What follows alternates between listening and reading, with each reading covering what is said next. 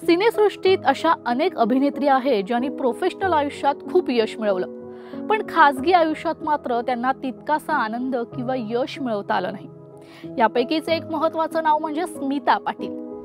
पाहायला गेलं तर स्मिता पाटील हिने फारच कमी कालावधीत बॉलिवूडमध्ये स्वतःचं एक वेगळं स्थान निर्माण करून खूप यश मिळवलं, पण या यशाचा उपभोग तिला फार काळ घेता आला नाही। स्मिता पाटील यांनी मराठीसह हिंदी सिनेसृष्टीत ही आपल्या दर्जेदार अभिनयाने आपली एक वेगळी ओळख निर्माण केली होती। आज की आवाज या सिनेमात काम करत असताना राज बब्बर आणि स्मिता पाटील एकमेकांच्या प्रेमात पडले आणि त्यानंतर राज बब्बर यांनी स्वतः विवाहित असताना देखील स्मिता पाटील यांच्या सोबत दुसरं लग्न केलं। या लग्नाला राज बब्बर यांच्या कुटुंबियानं कडकडून विरोध देखील केला होता, पण तरी देखील दोघांनी लग्न करण्याचा निर्णय घेतला आणि त्यानंतर मुलाला जन्म दिल्यानंतर स्मिता पाटील यांचा दुर्दैवी मृत्यू झाला।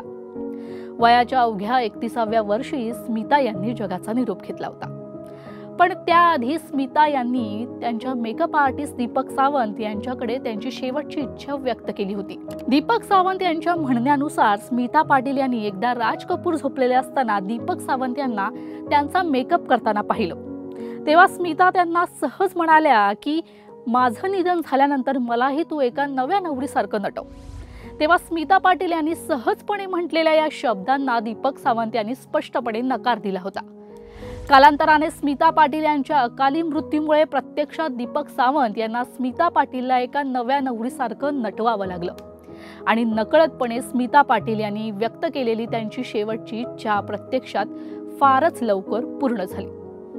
हा व्हिडिओ तुम्हाला आवडला असेल तर कमेंट करून नक्की सांगा। यासाठी लोकशाही फ्रेंडलीला लाईक, शेअर आणि सबस्क्राइब करा।